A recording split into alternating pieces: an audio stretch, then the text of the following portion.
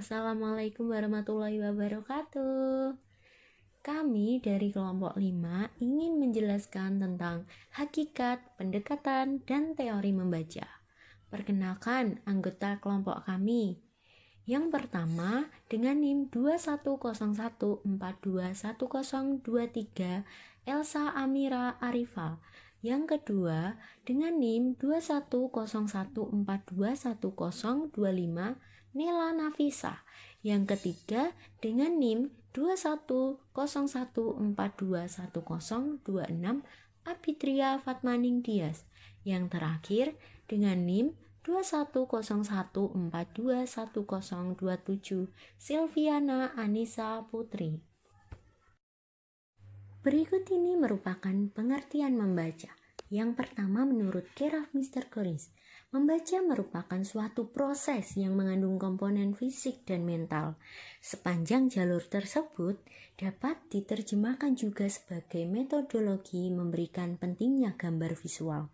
Yang kedua menurut Mr. Hodgson, membaca yaitu sebuah proses yang dilakukan oleh para pembaca untuk mendapatkan sebuah pesan yang akan disampaikan dari penulis dengan perantara media kata-kata ataupun bahasa tulisan. Yang ketiga menurut Tarigan, membaca adalah suatu proses yang dilakukan serta dipergunakan oleh pembaca untuk memperoleh pesan yang hendak disampaikan oleh penulis melalui media kata-kata atau bahasa tulis. Berikut ini merupakan penjelasan menurut Henry Guntur Tarigan yang membedakan jenis-jenis membaca menjadi dua macam, yaitu yang pertama membaca nyaring. Membaca nyaring adalah suatu kegiatan yang merupakan alat bagi guru, murid ataupun pembaca bersama-sama dengan orang lain atau pendengar untuk menangkap serta memahami informasi, pikiran, dan perasaan seseorang pengarang. Yang kedua, membaca dalam hati.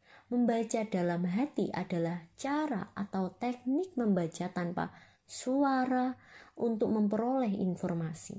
Jenis membaca ini perlu lebih ditekankan kepada pemahaman isi bacaan. Selain itu, secara umum jenis-jenis kegiatan membaca menurut Akadia mengemukakan beberapa jenis kegiatan membaca antara lain sebagai berikut.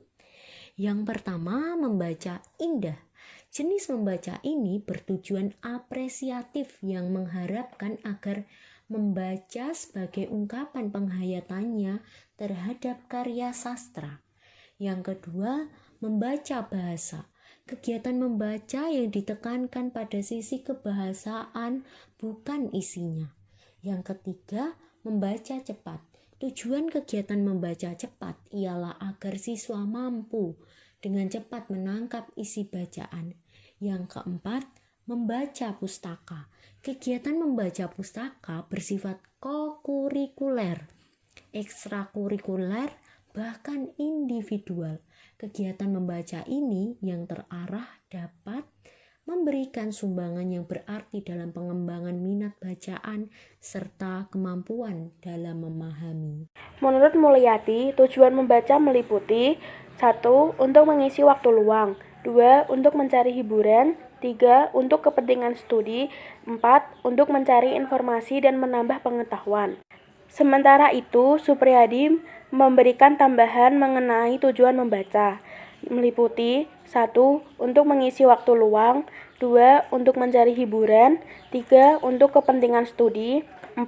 Untuk mencari informasi dan menambah pengetahuan, 5. Memperkaya perbendaharaan kosakata, 6. Menumpuk perkembangan keharuan dan keindahan. Menurut Brockton, dalam tarikan terdapat dua aspek penting dalam membaca, yaitu keterampilannya bersifat mekanis dan keterampilannya bersifat pemahaman. Yang pertama, keterampilannya bersifat mekanis. Aspek ini meliputi pengenalan bentuk huruf, fonem atau grafem, kata frase, pola klausa, kalimat, dan lain-lain. Pengenalan hubungan atau korespondensi pada ejaan dan bunyi kemampuan menyuarakan bahan tertulis. Serta kecepatan membaca bertaraf lambat. Dan yang kedua, keterampilan yang bersifat pemahaman. Aspek ini mencakup memahami pengertian sederhana yaitu leksikal, gramatikal, dan retorikal.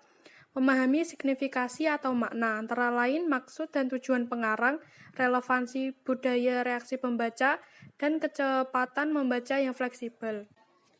Manfaat membaca. Apa saja manfaat membaca? Menurut dari sumber Kemdikbud, terdapat beberapa manfaat membaca. Yang pertama, dapat menstimulasi mental.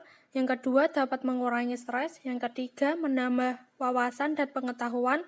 Yang keempat, dapat menambah kosakata. Yang kelima, dapat meningkatkan kualitas memori. Yang keenam, melatih keterampilan untuk berpikir dan menganalisa. Yang ketujuh, dapat meningkatkan fokus dan konsentrasi. Yang kedelapan, melatih untuk dapat menulis dengan baik.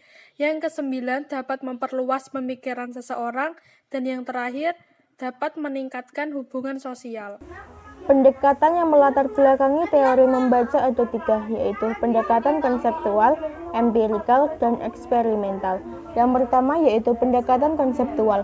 Pendekatan ini meliputi macam-macam metodologi pendekatan yang semuanya berangkat dari suatu konsepsi tentang membaca dan berkesudahan dengan satu model tertentu tentang proses membaca. Tokoh dalam pendekatan ini adalah Kenneth S. Goodman. Yang kedua yaitu pendekatan empirikal. Pendekatan ini mencakup bermacam-macam pendekatan yang bertolak dari pengalaman serta penghayatan proses membaca. Teori yang pertama yaitu teori yang memandang membaca sebagai proses berpikir, dirintis pengembangannya oleh Edward L. Thorndike. Teori kedua yang berdasarkan pendekatan empirikal adalah teori yang memandang proses membaca sebagai penerapan keterampilan. Dan yang ketiga, pendekatan eksperimental. Pendekatan eksperimental meliputi bermacam-macam studi dan penelitian yang dilaksanakan dengan eksperimental untuk mengkaji bagaimana pemahaman berlangsung. Pendekatan eksperimental dibagi menjadi 2, yaitu eksperimental pemahaman dan kemampuan intelektual. Cukup sekian penjelasan dari kelompok kami. Maaf apabila ada kesalahan kata.